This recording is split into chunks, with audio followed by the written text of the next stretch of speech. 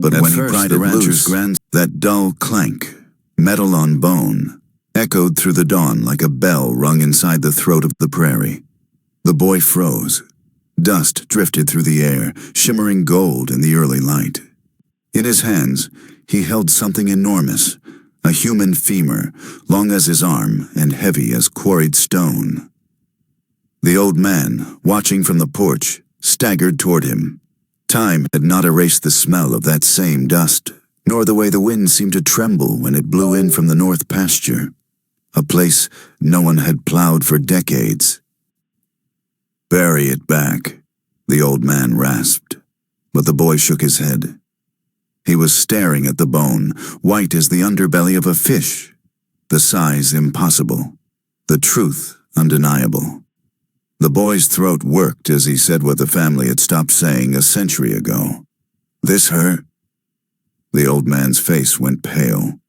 His hand trembled as he crossed himself, though he hadn't been to church since the war. He looked back at the wild horizon, the line of cottonwoods, the creek that never ran dry, and whispered, "Lord help us, it's starting again." Somewhere, an old cattle bell swung lazily on its post, tolling in the wind. Years later, historians and true crime researchers would file this land under unexplained events, claiming myth and madness kept company here. They'd note the contemporary testimonies: towns burned overnight, fields salted in silence, records gone missing from the Travis County Courthouse. But there were photographs too, grainy, haunting things, showing a tall shadow, and behind it, what seemed to be hundreds of figures moving through the timber in the moonlight. All of them barefoot, all of them headed the same way. Before we continue with the story of the rancher who offered water to a giant escaped slave girl and woke to find 300 fugitives surrounding his land, join our community of mystery lovers. Hit subscribe and tell us in the comments which state you're listening from. Your support helps us uncover more forgotten stories like this one. Texas, 1851. The year hung heavy with dust and prophecy. The republic was gone, swallowed by statehood. Slavery was law. Cotton was empire. The morning smelled of scorched grass and wet iron. Travelers described it as a land halfway between salvation and damnation, a mercy for the free, a cell for the bound. Along the Brazos and the Colorado, plantations sprawled like miniature kingdoms. Smoke rose from sugar houses and blacksmith sheds. Songs carried through the cypress brakes, sung low so overseers couldn't mark the words. In the small towns, LaGrange, Bastrop, Gonzales, you could hear drunk veterans at the taverns arguing over land grants, while riders on tired horses brought stories from further east, whole encampments of escaped slaves hiding in the deep woods, calling themselves Maroon. The year's great fear was rebellion. Every planter woke from nightmares of uprising. Every church sermon preached obedience. Yet, in the ravines and pine thickets, whispers took root of something strange. A woman too tall to be natural, too silent to be human. They said she'd been branded once, yet the scar glowed rather than faded. On the DeGrasse Ranch, 30 miles outside of Bastrop, the land rolled in red clay hills fenced with cedar and bone. Jacob DeGrasse owned 700 acres and a temper habitually drowned in bourbon. He'd come west after the Panic of 1837, carrying debts, a widower's loneliness, and the conviction that the Lord owed him a fortune. Neighbors called him Preacher Jake, half in jest. He quoted scripture through cracked teeth while trading horses, and had the rare reputation of feeding his hands well, even the enslaved ones. "Better fed means better yield," he once said at the county fair, gripping a blue-ribbon bull by the halter. No one knew whether his mercy was Christian or practical, likely some forlorn combination of both. The ranch smelled of manure and cedar smoke, sweet decay after summer rain. The cabin walls oozed sap and heat, and in the evenings you could hear coyotes keening somewhere across the mesquite plains. Life was predictable. Sunrise, cattle, sweat, supper, prayer. Then, one night in August, the dogs refused to bark. The first sighting came near midnight. Jacob's teenage nephew, Thomas, claimed something large and wrong was moving by the dry rim of the creek. He thought it a bear on two legs. When Jacob roused the other men and rode out by lantern light, the brush trembled as though something enormous had fled ahead of them. They found a track in the mud, bare, human, yet longer than Jacob's forearm. He said nothing of it in town. Over the next week, more signs came. Half-eaten corn in the fields, deep prints near the watering hole, the smell of wood smoke from somewhere unseen. Then, one blistering afternoon, Jacob found her. She was collapsed by the horse trough, breathing in slow, shuddering gusts.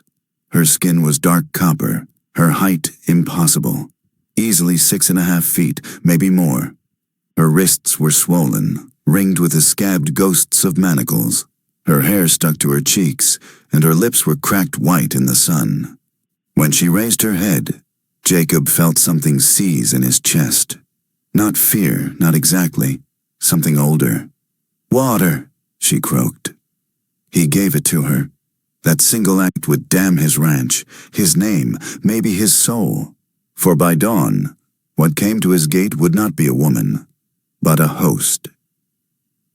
19th century Texas was no stranger to hauntings, though most were spoken of quietly, between whiskey sips on long nights. But this would become the kind of tale spoken only in church whispers, followed by reluctant crosses made on the breast. To understand what came to follow, the historian must walk through the literal soil of that decade, the cracked, drought-spooled land that sustained its horrors. The institution of slavery in Texas then moved with a twisted efficiency. Cotton gins clattered like teeth. The traders in Galveston spoke French and English as they sold human lives beneath crucifixes. Most enslaved people in the region had been driven westward from older southern states, whole families transported overnight for debts or discipline. Among them were the tall people, the ones rumored descended from African tribes known for their height and for their fierce resistance to capture. Planters claimed they made good field stock. Preachers said their bodies were proof of God's hierarchy. But in secret, some spoke of them differently. A Methodist circuit rider recorded in his diary a strange superstition that certain bloodlines, when wronged beyond endurance, bore children whose size and strength defied the natural order, as if heaven and hell had quarreled inside the womb. In those 10 years before the Civil War, each county kept lists of missing property, names scratched by clerks. Some reappeared, dragged back in chains. Others disappeared for good. Yet, in one margin note from Fayette County, 1852, 2 words were penciled: "Giant woman." The clerk had pressed so hard the paper tore. These were the years when patrols rode nightly, guns half-cocked, chasing rumor more than rebel. And still people vanished. Slaves, poor whites, even soldiers. Whole encampments found empty, fires burning low, bread still steaming. The governing explanation was Comanche raid. Yet no tribal arrows were found, only barefoot tracks, pressed deep and uncanny into the mud. Scholars later christened the phenomenon the LaGrange Exodus. But to locals, it was simpler. They said, the tall one called them home. Out near the DeGrasse place, cotton rows stretched like ribs between patches of blue sage. The ranch stood a day's ride from the old San Felipe Road, where peddlers sometimes stopped to trade news with Jacob's men. That summer was cruelly dry, and spirits crueler still. A man could hang for harboring a runaway. Rumors alone could ruin him. Yet Jacob DeGrasse, by all records, had always been peculiar about mercy. Perhaps it came from his late wife, a gentle soul who'd believed dreams carried warnings. Before her death, she'd told him of one such dream, a great woman kneeling in thirst before their gate, the ground trembling under her palms. "Give her water," she had whispered while fever burned her lungs, "and she'll give you truth." He never forgot it. So when that enormous figure collapsed by his trough, rasping for mercy, Jacob obeyed the old promise. He drew the bucket himself, his hand steady though his heart thudded like a trapped thing. He tilted the water to her lips, watched her drink, marveled, half afraid, half spellbound, at the blue-black veins in her throat. She looked at him as if weighing his soul, then pointed toward the north woods. Her voice was raw, but almost ritualistic. "They coming?" And indeed they were. By next dawn, 300 shadows would move across his pasture, bringing with them freedom, madness, and something vaster still, a reckoning written nowhere but in whispered legend. The story of that terrible night rises and falls upon its characters, the living instruments of fear and faith whose breath still seems to echo through the dust. To meet them is to step into a landscape of contradictions, the bound and the binding, the believer and the skeptic, each caught beneath the same blistering Texas sky. Morning on the DeGrasse Ranch began with the thin smell of hickory smoke and mule sweat. Cicadas screamed in the pecan trees. By the time the sun crested the ridge, the ranch hands, half enslaved, half hired, were already at work. The fields glittered with dew, and for one restless hour, before heat claimed mercy, the world seemed almost peaceful. That illusion revolved around Jacob DeGrasse. He was near 50 that summer of 51, his beard graying in forks that matched the lines of his sun-creased face. Layers of weather had hardened him. The years in New Orleans trade houses, the months spent crossing Indian territory, yet the eyes beneath his rough-brimmed hat were strangely meditative. They lingered on clouds, on small creatures in the grass, on anything that might momentarily silence the tumult within. Those who labored for him whispered that sometimes, at twilight, they saw him resting his hand lightly on the heads of exhausted pickers, murmuring words that were neither blessings nor apologies. His voice carried a gravelly warmth when he was sober. When he was not, it scalded. But even in his temper he clung to formality. "The good book says," he would declare while slapping a ledger closed, "that a man reaps as he sows, so I keep the accounts even." He rarely spoke of the war that had taken his brothers.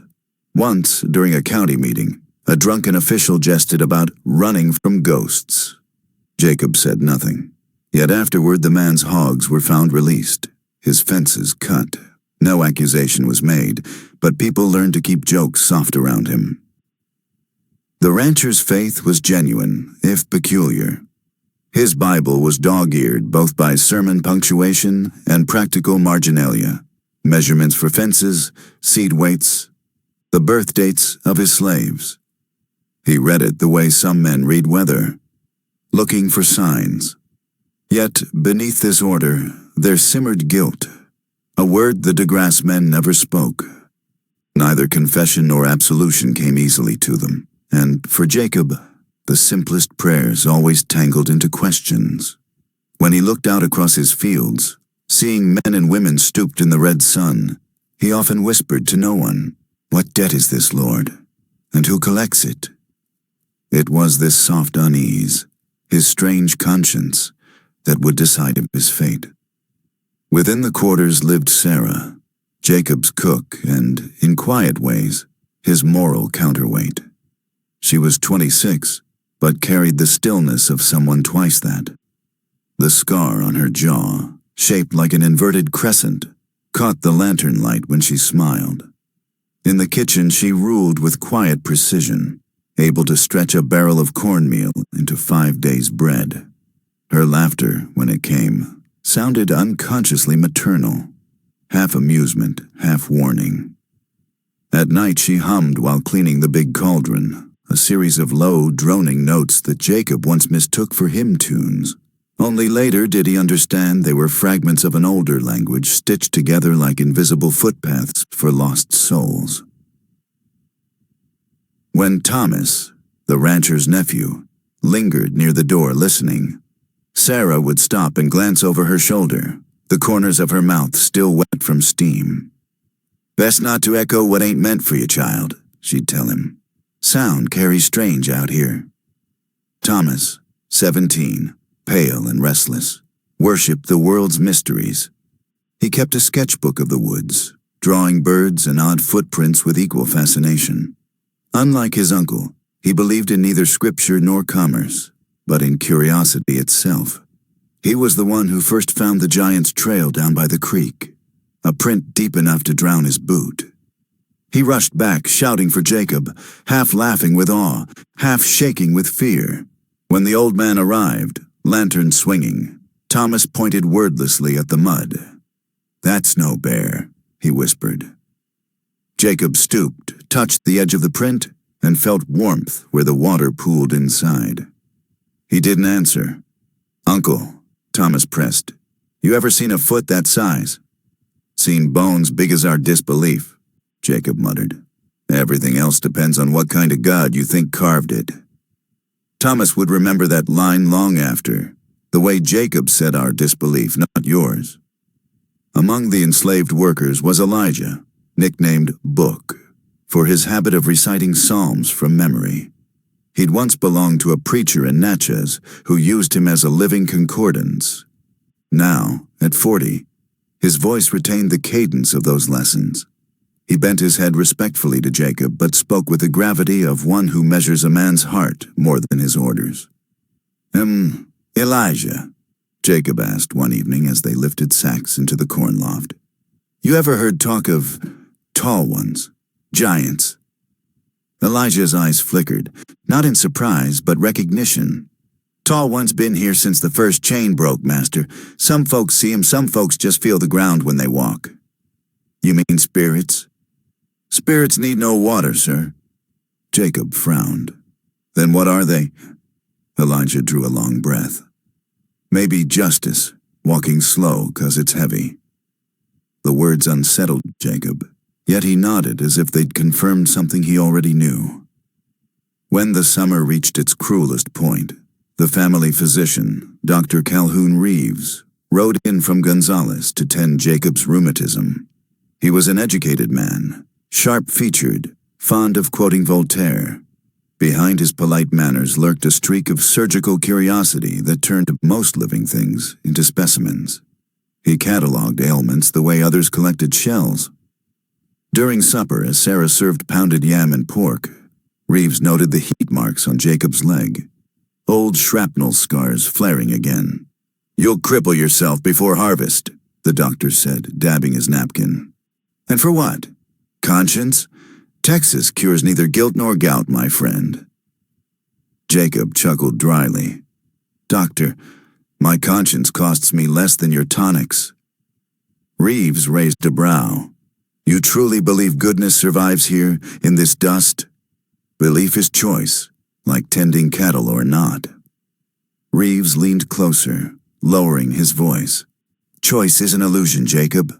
Bodies obey physics, men obey fear, and fear," he gestured toward the line of the quarters outside, "fear obeys profit." "From the stove," Sarah said softly, "and sometimes fear obeys God." The doctor smiled but did not reply. He would, however, remember her face 3 nights later. Then there was the unnamed woman, the giant by the trough, whose arrival bound them all together. When Jacob carried her to the shade that first afternoon, her weight astonished him. Yet her body seemed carved for grace, not brutality.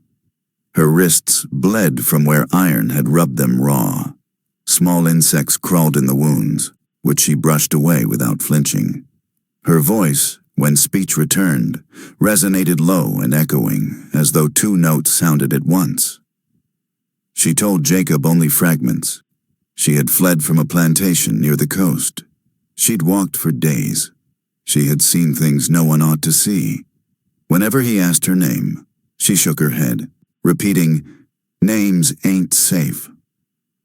That evening, Thomas brought her scraps, cornbread, beans, and crouched near her fire. "You're really 6.5 feet, he whispered, awe swallowing fear. "Maybe taller." She studied him through the shimmer of heat. "Tall enough to see what's following," she said. "What's that?" "Fire." When he looked north, toward the darkening line of the woods, he thought he saw pinpoints of red moving between the trees. He blinked. They vanished. Later, in the main house, Jacob confided to Elijah and Sarah what had happened. "She's alone," he said, voice tight. "Says more are coming. I don't know if she means runaways or what," Sarah asked. He looked out the window. "Or something else." Elijah folded his hands. "If she's one of the tall ones, she ain't alone nowhere. Earth itself walk with her." Sarah's eyes glistened. "Then we best be ready for either blessing or storm." Thomas, listening from the corner, whispered, "Aren't those the same thing sometimes?" That night, through the thin walls, they heard a rhythm rise from the quarters, a steady foot pattering like rain on wood. Sarah called it stepping down sorrow. The voices joined in hums, then words, then shrill cries, all merging into what any white visitor would have mistaken for song. But the words were older than English, older even than the coast they'd been torn from.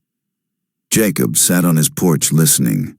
The woman was near the trough again, watching the moon climb. When the song reached its peak, she rose to her full, monstrous height, lifted her arms, and the wind itself seemed to answer. Jacob felt the dust at his feet tremble. "What are they calling?" he asked. She looked over her shoulder. "Freedom, it answers." In town the next day, gossip thickened the air like smoke. Someone claimed an entire group of runaways had crossed the Brazos unarmed, headed west.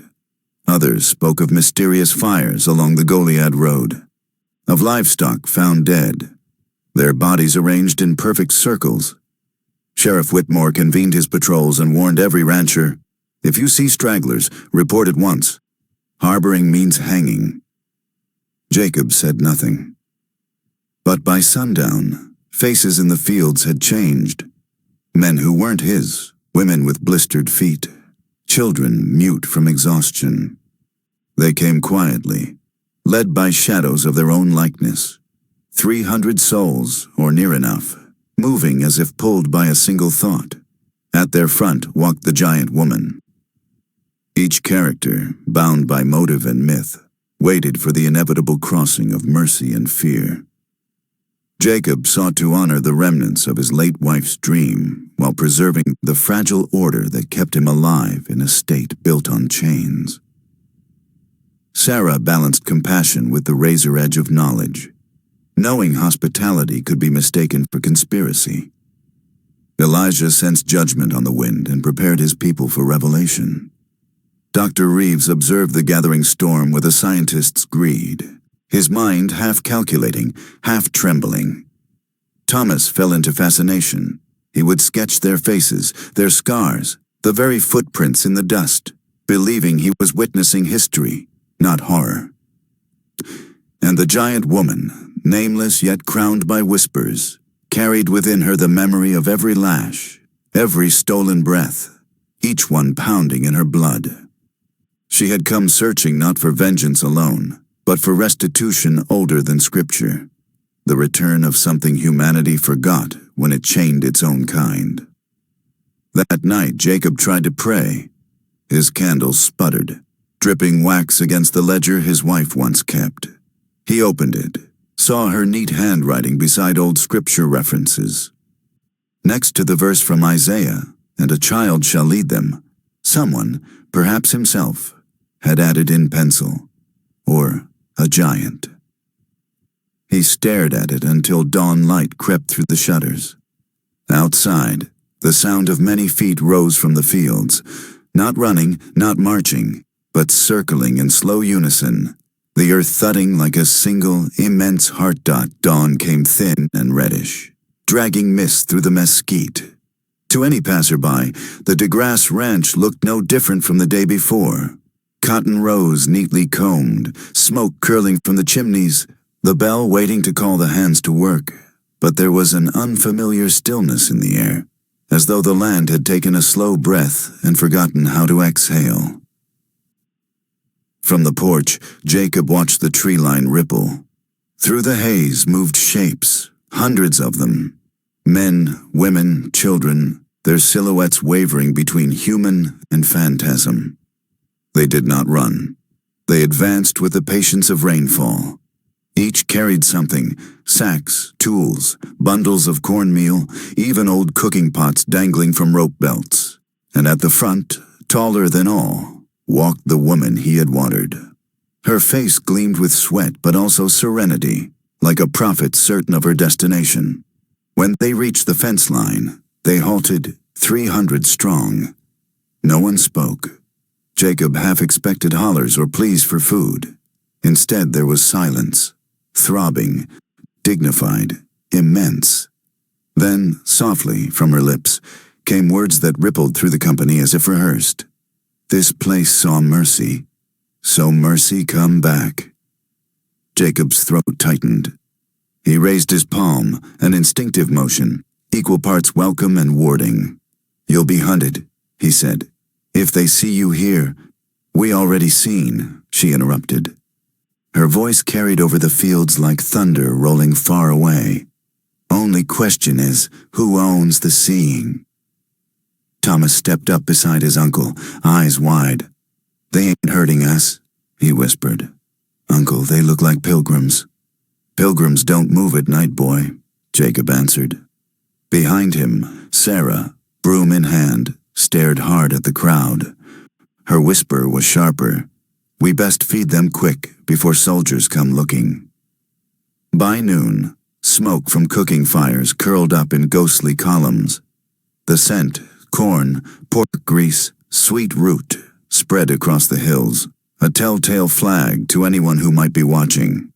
Elijah organized the newcomers with unnerving calm. Children carried wood.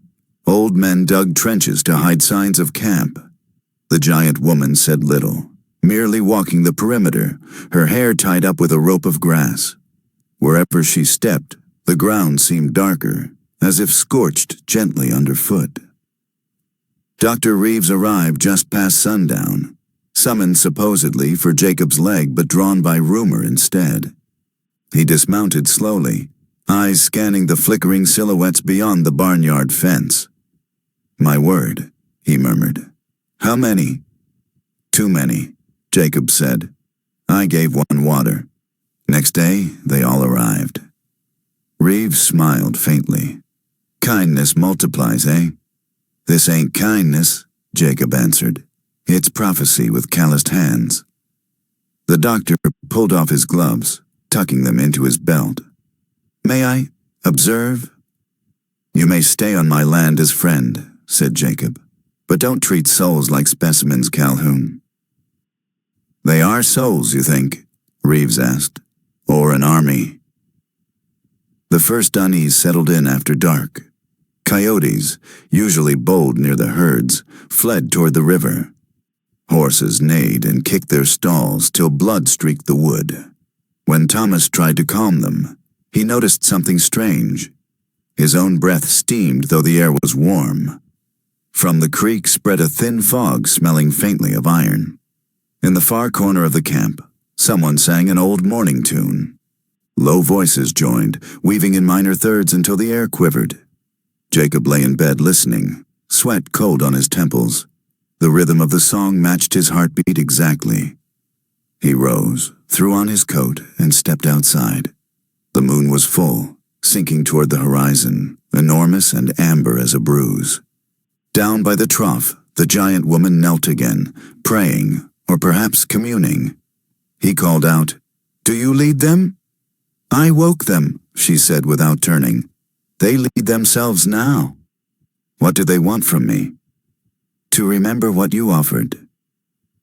And then she looked up, the moonlight glazing her eyes to silver. "Then the earth remembers too." Jacob swallowed. "You mean judgment?" "Judgment's a white word," she said softly. "We call it balance." When he looked down, he realized his bare feet were already dusted in a pale smear of ash. He hadn't noticed stepping into it. By morning, the camp was gone. Not the people, just every trace of them. The fires cold, the footprints erased. Even the refuse cleared as if raked by divine hand. Only near the fence remained dark semicircles pressed deep in the dirt. They formed symbols Thomas couldn't decipher, great overlapping ovals, like petals. Crop circles before crops, the boy muttered, sketching them. Elijah examined the marks. They've been practicing hiding for years, he said.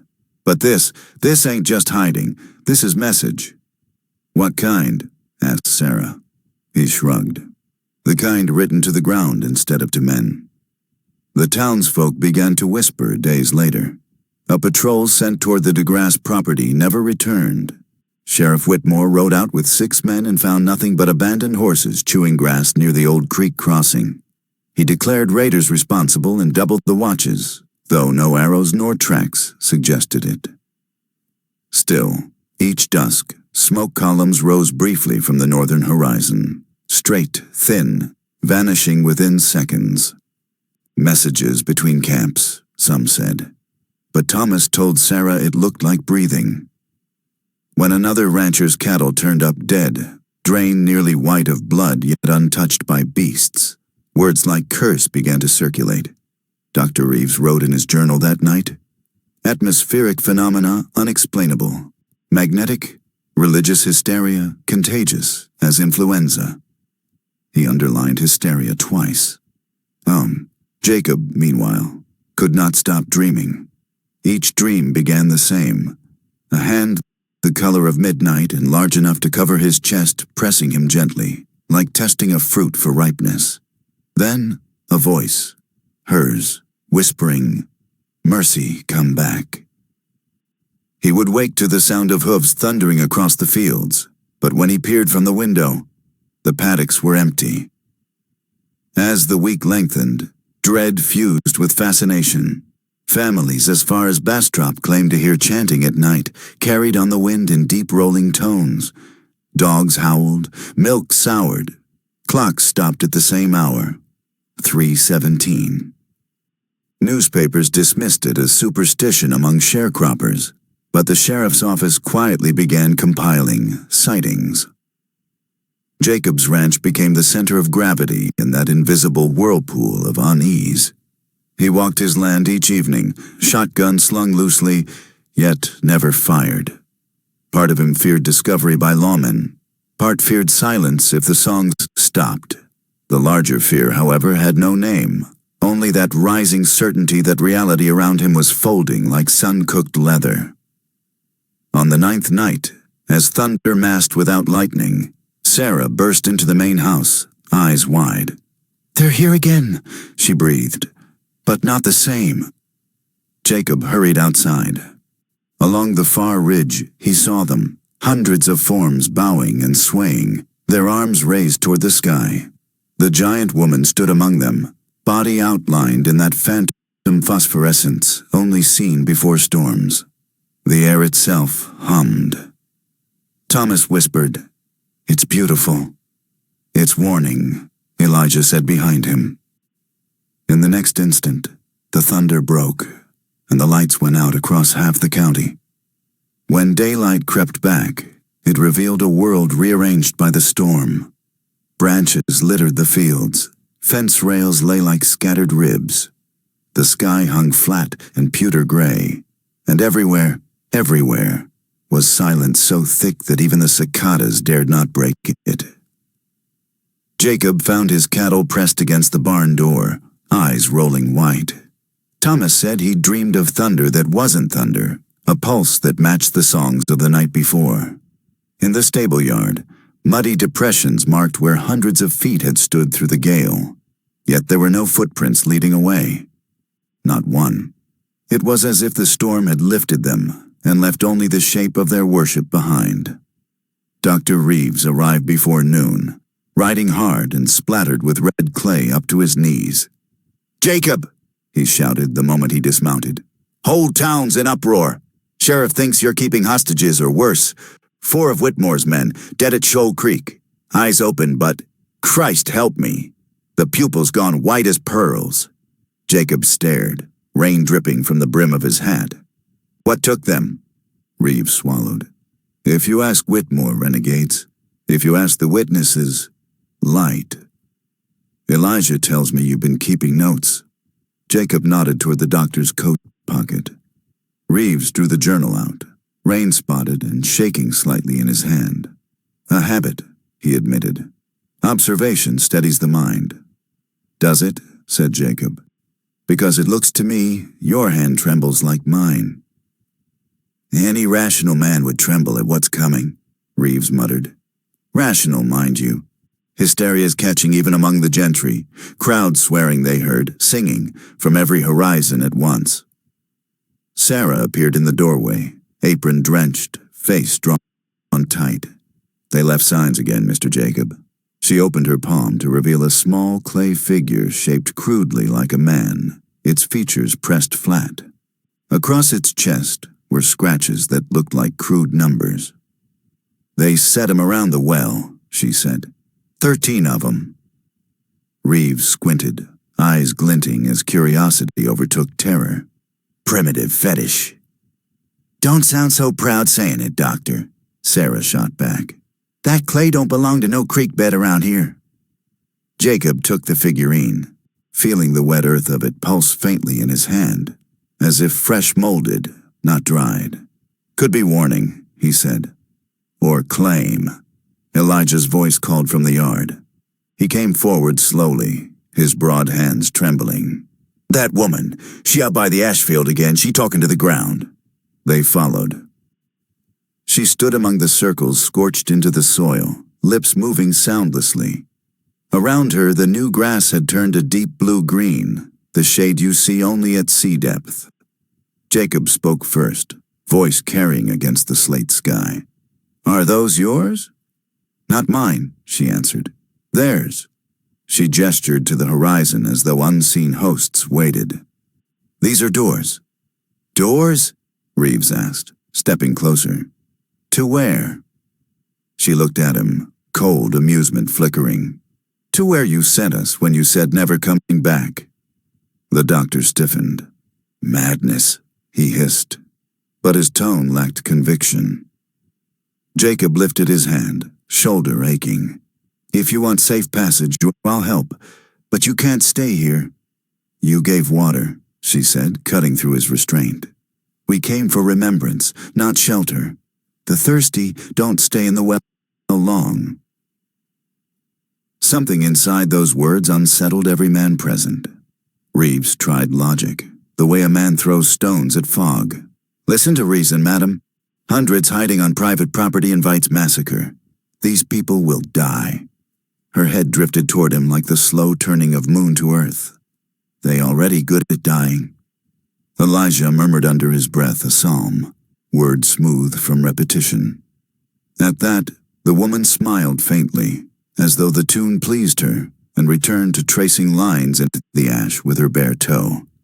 Reeves shivered. I need a specimen, he whispered. Just one mark from the soil, scientific record. Jacob knocked the trowel from his hand. Enough of that. By nightfall, firelight winked from the north hills again. Thomas, restless, climbed the windmill to watch. He swore the lights moved in patterns, not chaotic, but geometric. He raced down, sketchbook under his arm, and spread the drawings before his uncle, nested circles, spreading wider each hour. Maybe they're building something, he said. Don't let town catch you speaking so, Jacob warned. Already they name us sympathizers. And indeed, whispers thickened. A trader passing through spread news that DeGrasse harbored a colony of runaways performing heathen rites. The sheriff's patrols doubled. The preacher in Bastrop gave a sermon titled On Water Offered to the Accursed. That Sunday, as bells tolled, Jacob attended service, the first time in months. The pews were full, yet a gap around him stayed empty. When Reverend Lyle raised his hands, he read from Genesis. There were giants in the earth in those days, and also after that, His eyes flicked toward Jacob. "Beware the mercy that masquerades as rebellion," he intoned. "Beware the unnatural blessed with strength to mock heaven's order."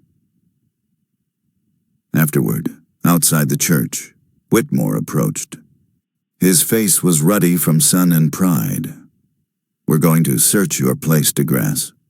Nothing personal, law's law." Jacob's jaw tightened.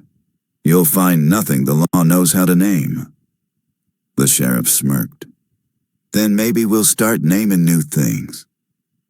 He returned home to find Sarah waiting by the gate. "Ryder's been circling since noon," she said. "I counted 6. Told Elijah to keep broth simmering. We might need to feed ghosts tonight." "Can't you ever speak plain?" Jacob sighed, yet his hand lingered on his revolver. "Plain enough." At dusk, 3 of Whitmore's deputies stormed the west pasture. What they intended, a roundup, intimidation, died before the second minute. The first deputy's horse reared, sent him flying into the dark. The second found his gun misfired, barrel melted shut like glass. The third fled, only to stagger back at dawn babbling nonsense. His words, pieced together later, spoke of faces in the earth. Reeves examined the man that morning. "No wound, no fever," he said quietly, yet his pulse beats twice as fast as natural. "I'd call it possession if I believed in such trash." Thomas recorded every syllable in his sketchbook. The rhythm of dread quickened. Surrounding plantations began to empty. Slaves vanished overnight. Wagons found turned in circles, livestock untethered but unharmed. The sheriff sent new patrols. 3 disappeared. By the week's end, all that reached Bastrop were rumors. Rain turning to blood, wild laughter echoing through canebrakes, a woman's gigantic shadow cast against the clouds. The county judge ordered the river crossings guarded, but the ferrymen quit. They'd seen what floated downstream, bones polished smooth as ivory, gliding like driftwood until they sank in silence. Reeves cornered Jacob in his study, voice thin but urgent. "This is contagion, a mania of the spiritual sort. Isolation breeds hysterics. We need militia." "You want massacre," Jacob said, rising. "I want control," the doctor snapped. "If we don't assert reason now, the dark will drown it." Jacob's temper flared. "Reason built these chains, Calhoun. What breaks them might not speak your tongue." That argument cracked whatever friendship they'd nursed. Reeves left before dawn, vowing to return with the law. On the 8th night, the DeGrasse main house shook. Doors swung though no wind stirred. From every wall seeped a faint humming, harmonic, unplaceable. It crawled through the timber, vibrating in bone and clock pendulum alike. Sarah ran to Jacob's room, clutching a candle. "They callin' again," she gasped. "You hear it?" He did. Outside, faint blue light pulsed from the ridge. One beat, then another, like heart and breath in unison. Over that rhythm, a bass voice rose. The giants and countless others joined. Words impossible, language older than bondage, older than Texas, rolling like tide against shore. Thomas pressed himself to the window pane, tears streaking mud down his cheeks. "It's beautiful," he said again, tremor betraying awe. "They're free." Sarah's candle fluttered out. "Free don't always mean safe, child." They stepped onto the porch. The night air glowed faintly, as though each blade of grass contained moonlight. Figures materialized from the fog, hundreds, then more, encircling the ranch. Each face solemn, eyes reflecting the same cold fire. In the center stood the woman. When she lifted her arms, the light dimmed until only her outline burned pale. Jacob approached, hat in hand. "What do you want me to do?" he whispered. She regarded him with something almost kind. "Remember that mercy carries weight. You poured water on thirst, but thirst never forgets its giver." A roll of thunder cracked through the sky above remained clear. Across the field, every lantern snuffed in the same instant. The only illumination came from their eyes, hundreds glowing faint gold. Thomas dropped to his knees. Reeves, riding back with militia escort, would later swear he saw the same light from 5 miles away. Near dawn, a column of riders crested the ridge. Whitmore, Reeves beside him, 20 armed men behind. They paused at the sight, 300 figures standing perfectly still, facing the DeGrasse house. Then the woman turned. Her gaze lifted, found them. No word passed. Yet the riders' horses balked, nostrils flaring, hooves refusing forward. Reeves urged them on, feeling faith and reason dissolve like sugar in acid. A single shot cracked. Whitmore's pistol. The bullet struck Jacob's fence post and vanished into air, leaving no splinter, no mark. In answer, the sky flickered white, and a sound like rushing water filled every ear. Reeves screamed that his heartbeat had stopped. One of the deputies fell, writhing, eyes blank. When lightning truly came, it struck the ground in 13 places simultaneously, each bolt carving the circular marks deeper. Even through the rain of dirt, Jacob saw the woman standing unburned within the brightest column, her arms wide, her face both agony and exultation. When all went black again, the army, slaves, children, elders, had vanished. Only the scorched rings and the faint scent of wet iron remained. For 3 days, dawn failed to rise clear. The sky bruised purple and copper. The air tasted like pennies. Vultures wouldn't land on the field. Reeves, shaken and sleepless, wrote compulsively, "Science falters at boundaries of guilt. Found tracks that begin without beginning, end without end.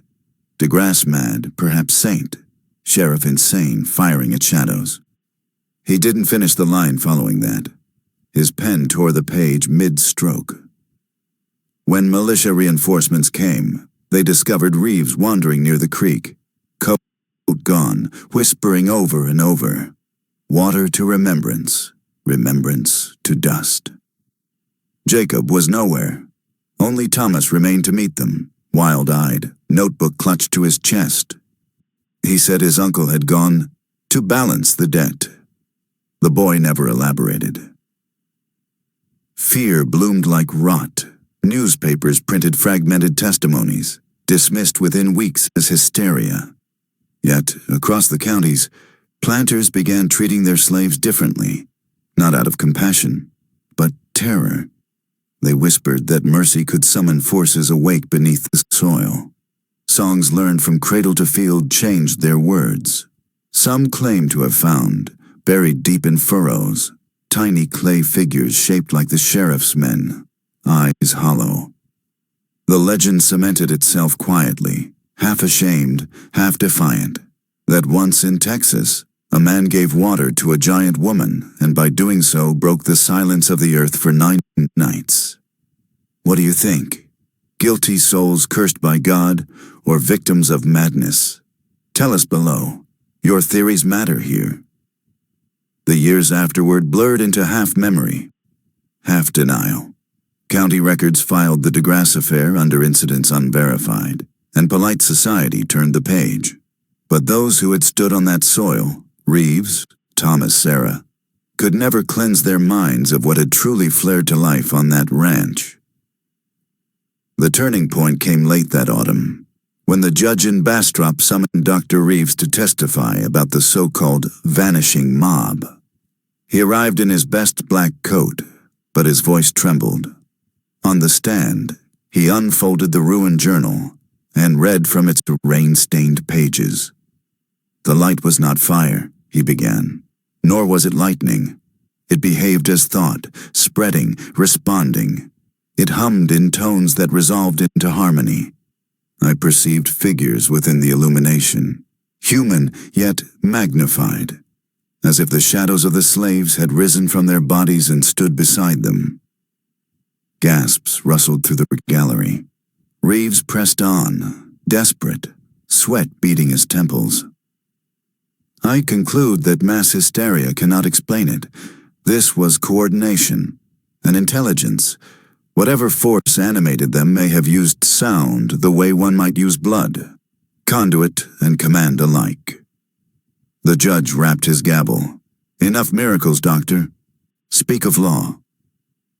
But the spectators leaned forward instead of shrinking, because all of them, in private hours, had heard things since that night. Wind that moaned in chords, not gusts. Waters running upstream for a heartbeat before settling right again. Reeves saw recognition flicker in their faces. He drew a shaky breath. Then let it be law, he said. The dead have returned jurisdiction over the living. They declared him unfit for testimony and removed him from the chamber. By sunset, rumor claimed that his hair had gone completely white. Thomas, meanwhile, refused to leave the ranch.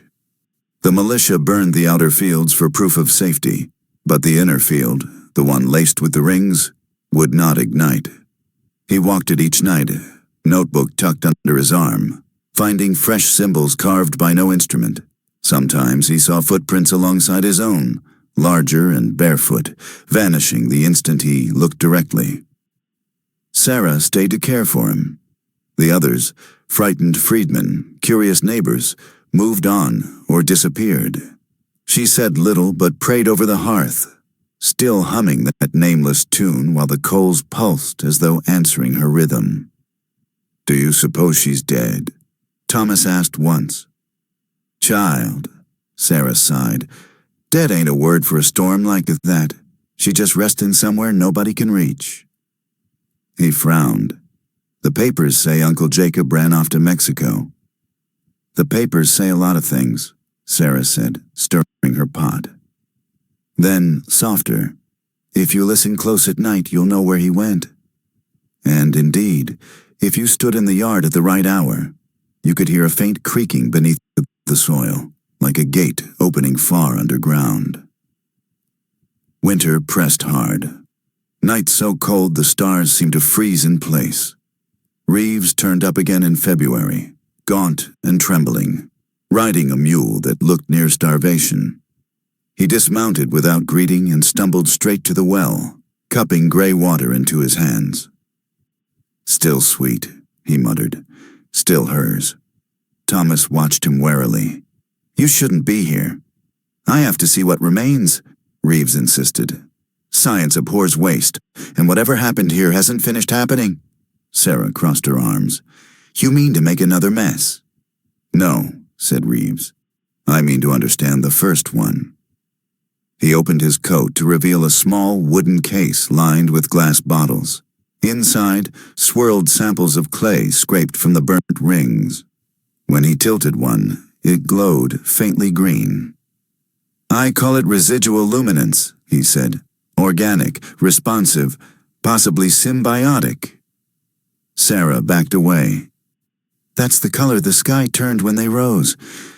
Thomas stepped closer, fascinated. "Does it speak?" Reeves smiled grimly. "Everything speaks if you learn its grammar." He unstoppered the vial, and the air around them thickened, rippling as if the very day inhaled. Sarah cried out, but Reeves only laughed, half mad, half triumphant. "Proof! Conductivity between substance and sound." Then came the moaning. Low at first, like wind through hollow wood. The horses began to scream. Across the yard, the burnt earth quivered, and from the cracks leaked vapor that carried a sweet, cruel odor of magnolia and blood. Thomas grabbed Reeves' arm. "Stop it!" The doctor turned, pupils luminous. "Don't you see? She isn't gone. She's diffused. In the soil, in the air, in us." The ground convulsed.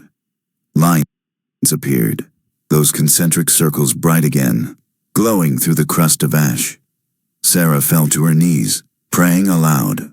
Thomas clutched his notebook to his chest in blind terror. From the center ring bubbled mud. It rose and hardened until it shaped itself into a familiar form, taller than any man, composed entirely of clay that pulsed like flesh.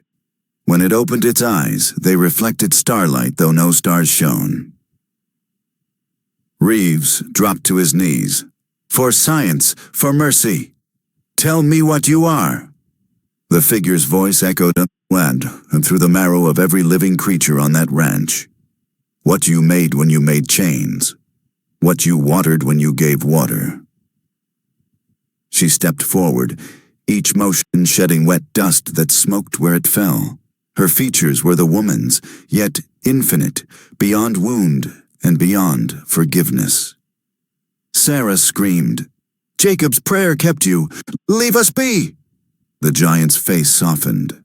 He asked for balance. This is balance. She lifted her hand, and from the north, a sound answered. Hundreds of faint footfalls, drawing nearer. Not living. Echoes made audible. The crowd returned, formed of light and soil, walking through the night to encircle the house once more. Thomas whispered, "What do you want?" Her gaze, enormous and ancient, settled upon him. "Witness." The light flared again, though milder, contained, as if every corpse, every vanished slave, every ounce of unburied guilt had condensed into one sacred manifestation.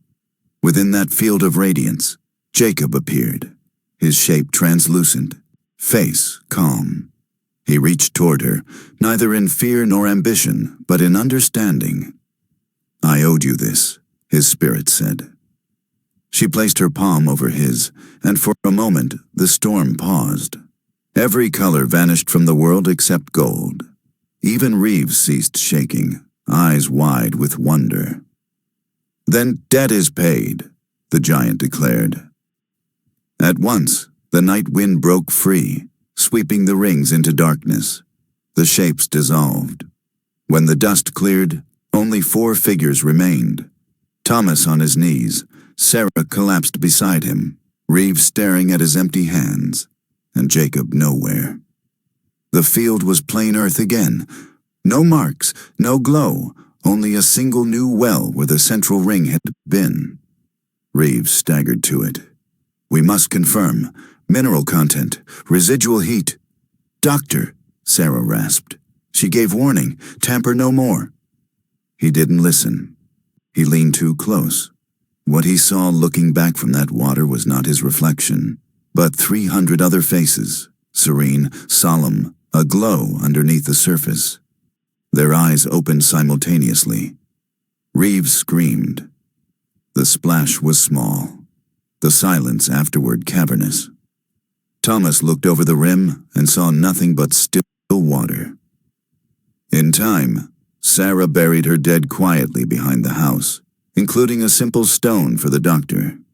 She and Thomas stayed through one last growing season, planting corn where the earth seemed least hostile. The soil yielded a brilliant crop. Too brilliant. Kernels gold as coins, shining under the sun. You could hear them humming faintly when the wind blew. Visitors began returning, drawn by curiosity. They found a strange calm over the ranch, a holiness mingled with dread. Some swore they heard the low beating of drums coming from underground. Others said the air thickened whenever they spoke the woman's name, though few could agree on what that name had been. One evening, a traveling preacher arrived and shared supper. He prayed over the table, then turned to Sarah. "Sister, the Lord tests all hearts. He may send angels unawares." She studied him long. "Maybe so," she said. "But sometimes he send the ones the world crushed first. Can't tell the difference until after." The preacher nodded awkwardly. After he left, Thomas, now older, voice rough from silence, sat in the doorway looking out at the quiet field. Stars returned to their proper brightness. Night smelled of cedar and cooling ash.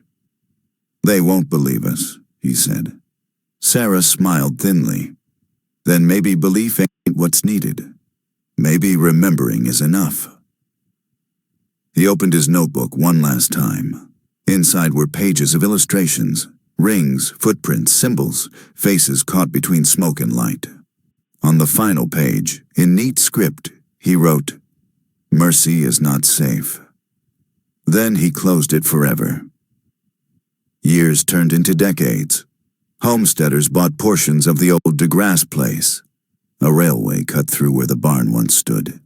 Sometimes engineers found the rails warped after storms, bent in wide arcs. Workmen cursed, replaced them, moved on. But a few nights every July, the same spectral lights flickered over the prairie, and locals said if you drew water from that second well, the surface would tremble, as if something vast still breathed beneath. A private collector of regional curiosities acquired Thomas's notebook after his death in 1894. He could never decipher the patterns inked inside, though he paid linguistic experts from Boston to try. One professor proposed they formed a kind of musical notation, each ring a pitch, each footprint a rhythm. He reconstructed a fragment of it on violin. The moment the bow touched string, every lamp in the house extinguished. The collectors sealed the notebook after that. It vanished during the hurricane of 1900. Local rumor claims the sea took it back to whatever kingdom lay beyond the Gulf. And through all that time, a single tale persisted orally among the freed families descended from the region's fields, that when justice arrives too late, it does not knock or negotiate. It rises. It remembers the hand that offered water, and it waits for that hand to tremble again. If you stood in that room, if you watched the clay woman lift her hand over a world built on her suffering, would you call it crime or sacrifice? Leave your answer.